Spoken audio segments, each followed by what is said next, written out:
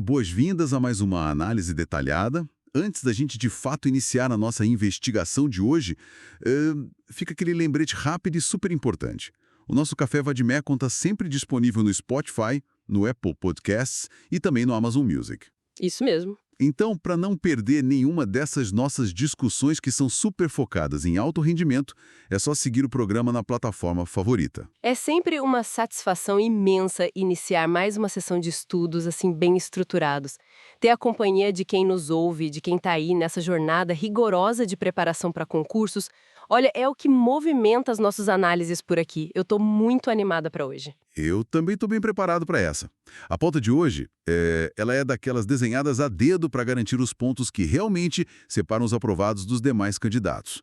O nosso alvo hoje é a repartição de competências no direito ambiental. Um tema denso, né? Muito. A intenção deste nosso mergulho técnico, que aliás compila a Constituição Federal, a doutrina pacificada e, claro, a jurisprudência atualizada dos tribunais superiores, é fornecer uma rota segura. A gente vai mapear esse terreno para desarmar aquelas questões complexas que as bancas gostam de preparar com tanto cuidado? Com certeza. E para estruturar esse raciocínio logo de cara, a gente precisa olhar para o mapa do Brasil e tentar entender a lógica por trás da lei. O nosso país tem, dimensões continentais. Sim, gigante. A fumaça de uma queimada lá no Cerrado ou a poluição num rio na Amazônia, elas não param numa catraca na divisa de um estado para o outro. A natureza simplesmente ignora essas linhas imaginárias que a gente desenha no mapa político. Essa constatação geográfica é justamente o ponto de partida para o direito. Como a natureza não está nem aí para as fronteiras políticas, a Constituição de 88 adotou aquele modelo de federalismo de cooperação. Perfeito. A regra fundamental que organiza essa cooperação toda é o princípio da predominância do interesse. E a lógica, assim, funciona de um jeito bem pragmático.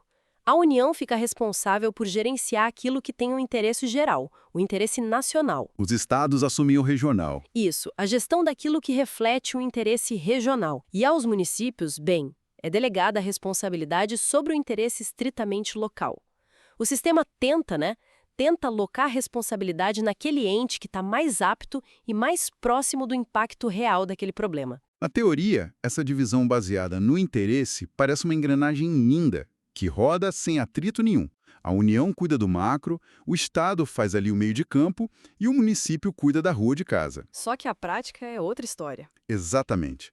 Onde a situação fica densa e onde os examinadores de fato testam quem está fazendo a prova é na aplicação prática. A grande dúvida de quem está lá na ponta é: quem é que carimba a licença para construir uma hidrelétrica? Ou um postinho de gasolina? Ou pior ainda, se vazar combustível, quem é o fiscal que tem a caneta na mão para dar a multa? Nossa, sim. O que acontece quando os fiscais das 3 esferas chegam no mesmo dia para multar a mesma empresa? É aí que o direito ambiental, na prática, responde a essas perguntas. Mas ele exige que a gente saia desse labirinto legislativo da Constituição primeiro. O primeiro degrau para não escorregar na prova é separar, assim, de forma cirúrgica, duas modalidades de poder, a competência material e a competência legislativa. São conceitos que andam de mãos dadas, mas operam em frequências bem diferentes, né?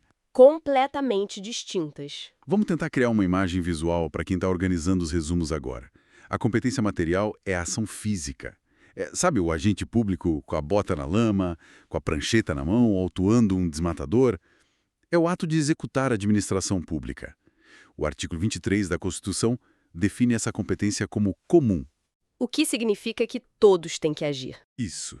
União, estados, Distrito Federal, municípios. Todo mundo tem, simultaneamente, o dever e o poder de proteger o meio ambiente. Ninguém está isento de colocar a mão na massa. Já por outro lado, a competência legislativa é o ato de sentar lá no gabinete e escrever a regra do jogo. É criar a lei. E essa competência, lá no artigo 24 da Constituição, ela não é comum, ela é concorrente.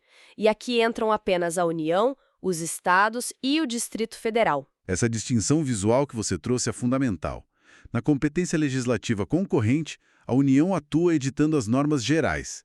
Pense na União como aquele arquiteto que desenha a estrutura principal de um prédio. Boa analogia. E aí, os estados possuem a competência para suplementar essas normas, preenchendo as lacunas e adaptando as regras para as realidades climáticas e geográficas deles.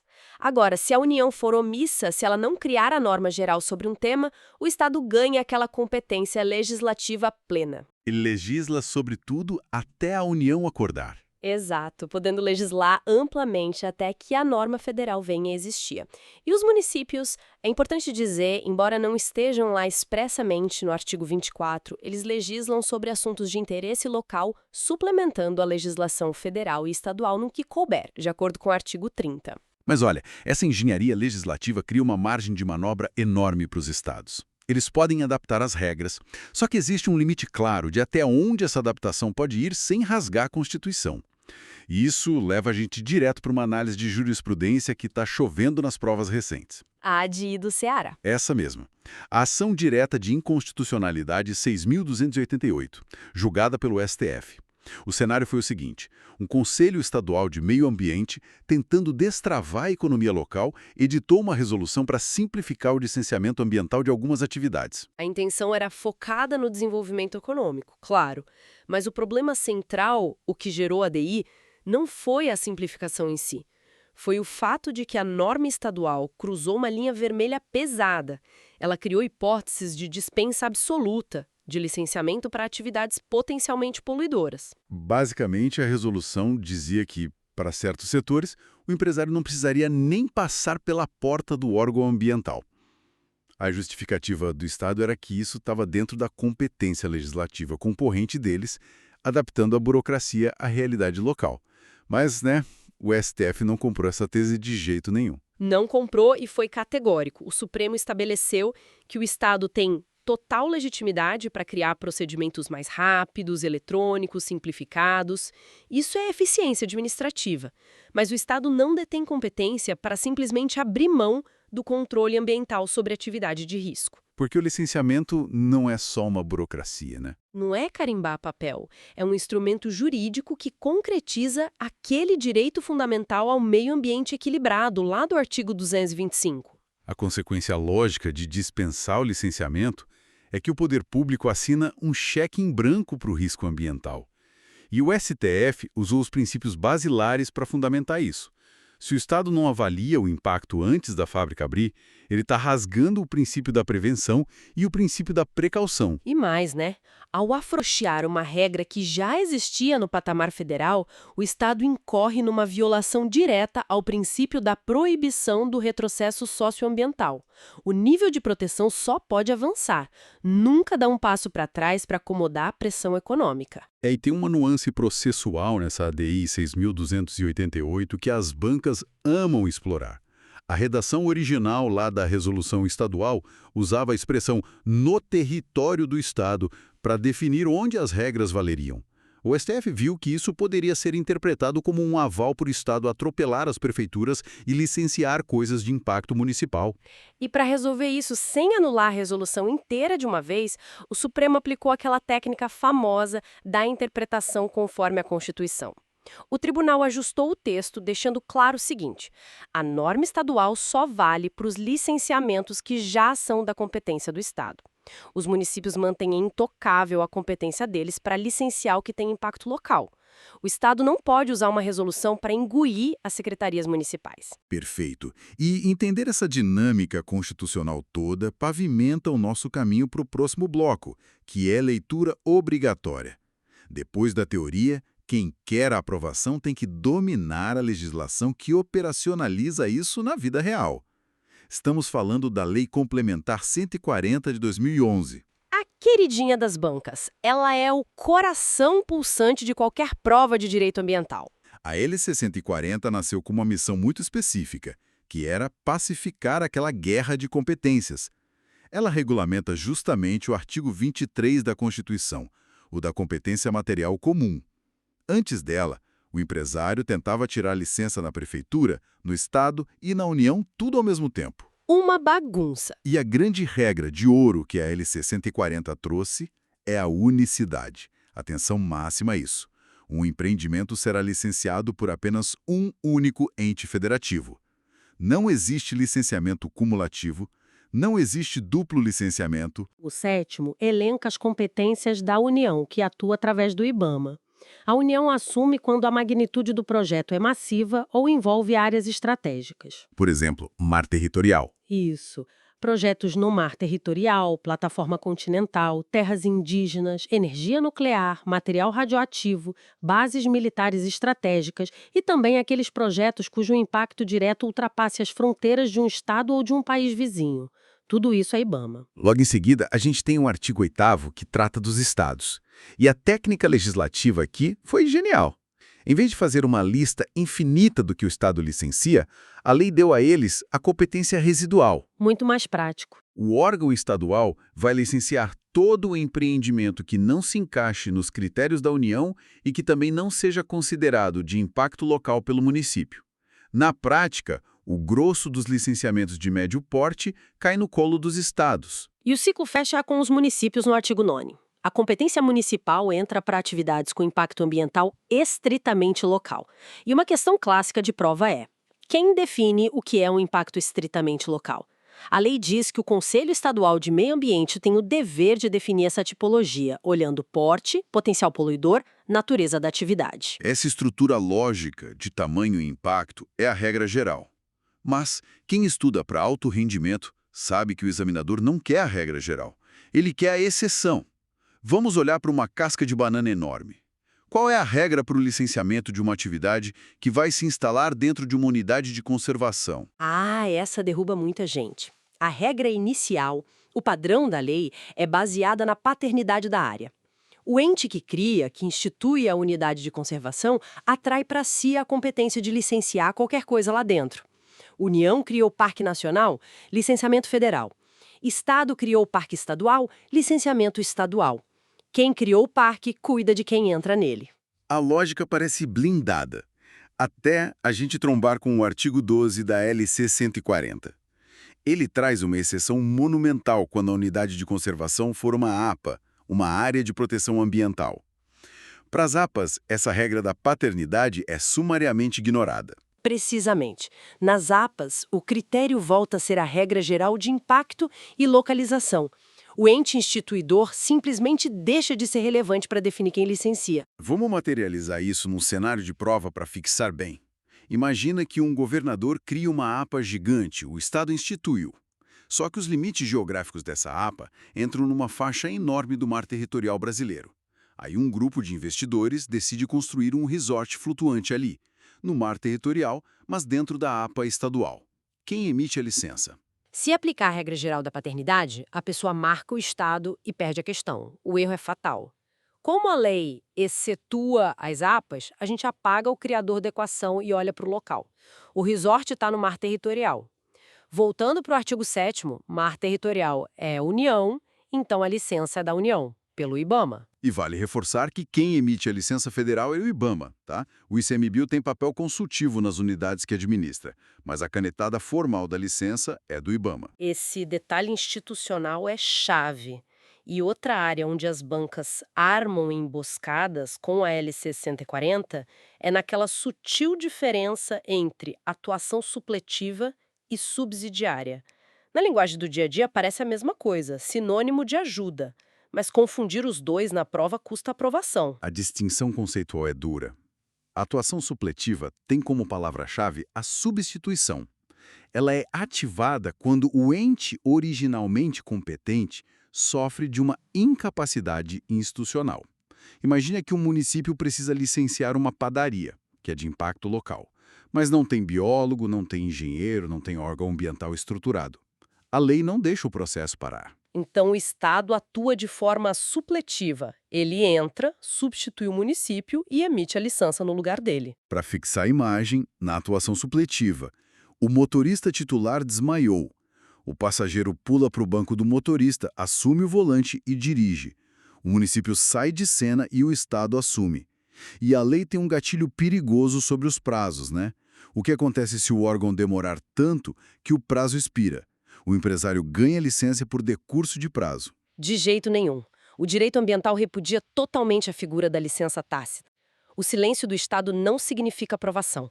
O que a expiração do prazo provoca é a ativação da competência supletiva. Se o Estado estourou o prazo, o empreendedor pode pedir para a União assumir supletivamente. A responsabilidade sobe um degrau. Maravilha. Então, se supletiva é assumir o volante, o que vem a ser a atuação subsidiária? Licenciando, mas pede para o Estado ajudar a analisar um laudo complexo de água. O município não entrega o controle, ele só pede suporte técnico. O motorista continua dirigindo, só pede para o passageiro ajudar a ler o mapa. Guardem bem isso. Supletiva é substituição. Subsidiária é auxílio. E avançando, a gente chega no ponto de maior tensão operacional: fiscalização e poder de polícia. A gente viu que só um órgão licencia. Essa regra vale para fiscalização. Se Minas Gerais deu a licença para a mineradora, o fiscal federal está proibido de entrar lá para multar. De maneira alguma, essa é a quebra de paradigma que mais confunde os candidatos. O artigo 17 da LC 140 determina que a competência para fiscalizar é comum. Em outras palavras, todos os entes têm o dever de fiscalizar, independente de quem deu a licença. Autorizar a atividade não monopoliza o poder de punir infração. A consequência prática é que a licença do Estado não é um escudo mágico contra o fiscal federal. Isso está solidificado no STJ, no julgamento daquele RESP 711405 do Paraná. O cenário foi bem real. Uma atividade licenciada pelo Estado começa a jogar toxina no rio. O órgão estadual se omite, não faz nada. O fiscal do IBAMA vai lá e multa. A empresa recorre dizendo que o IBAMA não tinha competência. E o STJ repeliu o argumento da empresa com força. O tribunal pacificou que, diante da omissão do órgão estadual, mesmo sendo ele o licenciador, o IBAMA não só pode, como tem o estrito dever de exercer o poder de polícia. A proteção do meio ambiente não pode ficar refém da inércia de um órgão só. Mas aí vem um questionamento sobre excesso, né? Imagina que uma indústria química tem um vazamento. Às 8 da manhã, a Guarda Municipal chega e dá uma multa de 1 milhão. Ao meio-dia, o Estado vai lá e dá outra multa pelo mesmo vazamento. No fim da tarde, o IBAMA aparece com uma terceira multa de 5 milhões. A indústria vai responder a 3 processos punitivos paralelos pelo mesmo fato. Isso seria um bis in idem bizarro. A lei prevê solução para esse caos? Sim, o legislador antecipou isso lá no parágrafo 3º do artigo 17, com a famosa regra de prevalência. A mecânica dita que, num primeiro momento, qualquer auto de infração é válido para garantir o estancamento imediato do dano. Mas, para evitar o bis in idem, prevalece o auto de infração lavrado pelo órgão que detém a atribuição do licenciamento daquela atividade. Ah, as peças se encaixam.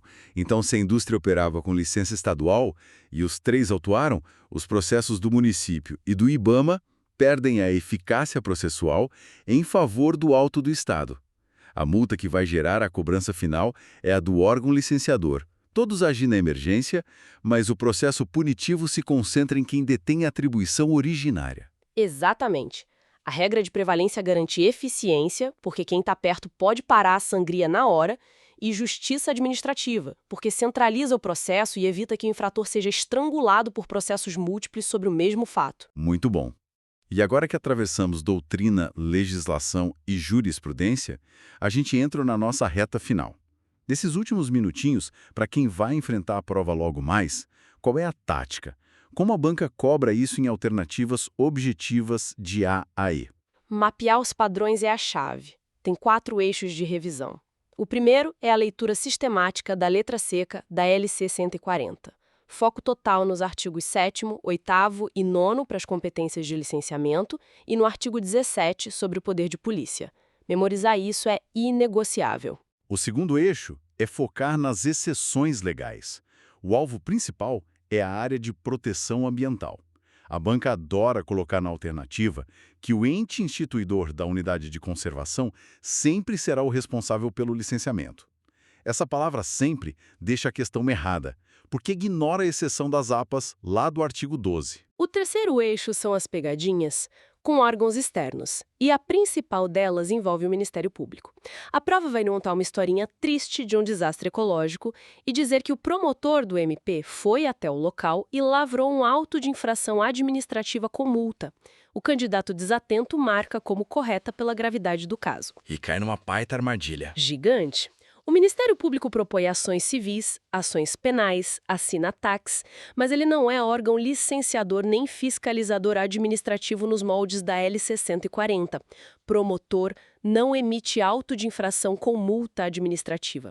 Essa função é exclusiva do Poder Executivo através dos fiscais. Visitem a ADI 6.288 do Ceará.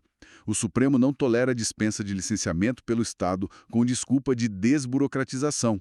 E a posição do STJ sobre o IBAMA multar em caso de omissão do Estado. A banca tenta dizer que licenciar é ter monopólio de fiscalizar, o que é mentira. E cuidado com a troca maldosa entre supletiva e subsidiária. Substituir é supletiva, auxiliar é subsidiária. E para fechar a nossa análise, eu deixo uma reflexão. A dissecação da norma mostra que a LC 140 buscou descentralizar e empoderar os municípios. Mas, pensando no abismo financeiro e técnico entre um pequeno município no interior do Brasil e a União, fica um paradoxo. Até que ponto essa descentralização é um avanço da governança democrática local e em que medida ela é um risco velado, transferindo um dever complexo para estruturas locais que muitas vezes não conseguem resistir à pressão econômica de grandes empresários da região. A teoria dá ordem, mas a eficácia fica como convite contínuo à nossa reflexão. Uma provocação robusta para quem enxerga o direito não só como um manual de instruções para marcar um X na prova, mas como um mecanismo vivo. Compreender os porquês por trás da lei eleva o nível da nossa compreensão e sedimenta muito a memória. Bem, chegamos ao final do nosso mergulho de hoje. A recomendação prática para quem nos ouve é consolidar as anotações, ler os artigos que mapeamos aqui exaustivamente e confiar nessa preparação. Agradeço demais a escuta atenta de todo mundo. Mantenham o foco, o detalhamento é a chave para o sucesso. Um abraço e até a nossa próxima análise técnica.